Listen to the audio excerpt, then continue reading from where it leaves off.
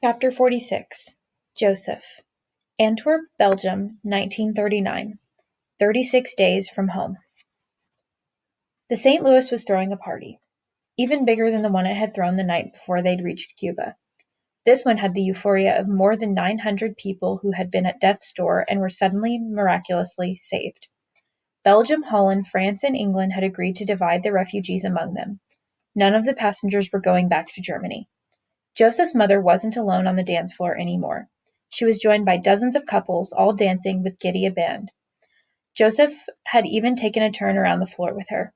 Passengers sang songs and played the piano with the orchestra, and one man who knew magic tricks entertained Ruthie and the other little kids in the corner of the social hall. In another corner, Joseph laughed as passengers took turns telling jokes. Most of the jokes were about taking holiday cruises to Cuba, but the best was when one of the passengers got up and read from the brochure that advertised the MS St. Louis. The St. Louis is a ship on which everyone travels securely and lives in comfort, he read. You could barely hear him over the hooting. There is everything one can wish for, the man read, gasping for breath. That makes life on board a pleasure. We hope you'll want to travel on the St. Louis again and again. Joseph laughed so hard he cried. If he never saw the MS St. Louis again in his life, he would die happy.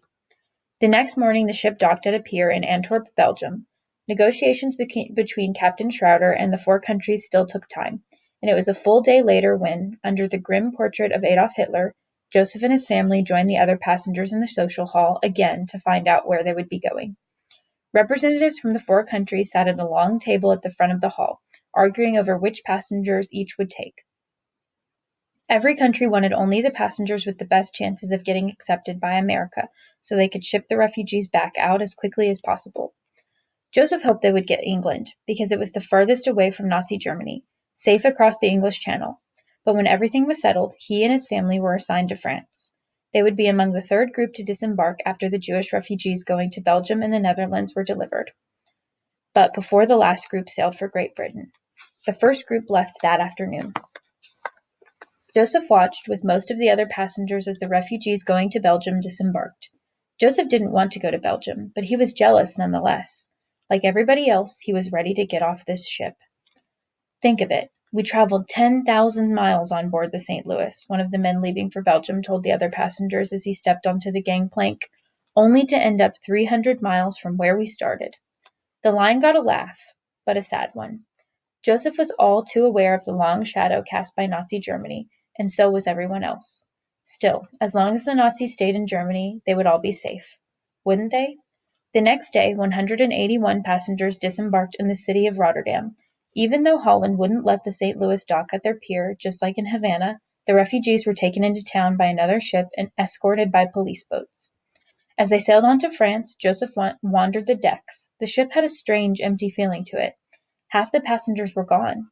The morning they arrived in Boulogne, France, the 288 passengers who were traveling on to England gathered on sea deck to say farewell to Joseph and the others who were disembarking. We're due into England tomorrow, Joseph heard one of them say. June 21st. That's exactly 40 days and 40 nights in a boat. Now, where have I heard that story before? Joseph smiled, remembering the story of Noah from the Torah. But he felt less like Noah and more like Moses, wandering in the desert for 40 years before reaching the Promised Land. Was that France? The Promised Land at last? Joseph could only pray it was. He picked up his suitcase in one hand, took Ruthie's hand with his other, and led her and their mother down the ramp into Boulogne. You see, Mama said, I told you somebody would think of something. Now stay close and don't lose your coats. At the bottom of the ramp, Joseph watched as one of the other passengers got down on his hands and knees and kissed the ground. If he hadn't had his hands full, Joseph might have done the same thing. The Secretary-General of the French Refugee Assistance Committee officially welcomed them to France, and the porters on the docks moved quickly to carry the passengers' luggage for them, refusing any and all tips offered. Maybe this was the Promised Land after all. Joseph and his mother and sister spent the night in a hotel in Boulogne, and then they were taken by train to Le Mans, where they were put up in a cheap lodging house. Days passed and life went on. Joseph's mother got work doing other people's laundry. Ruthie went to kindergarten at last, and Joseph went to school for the first time in months. But because he couldn't speak French, they put him in the first grade. 13 years old. A man. And they put him in a classroom with 7-year-olds. It was humiliating. Joseph promised himself he would learn to speak French over the summer or die trying. He never got the chance. 2 months later, Germany invaded Poland, touching off a new world war. 8 months after that, Germany invaded France, and Joseph and his mother and sister were on the run again.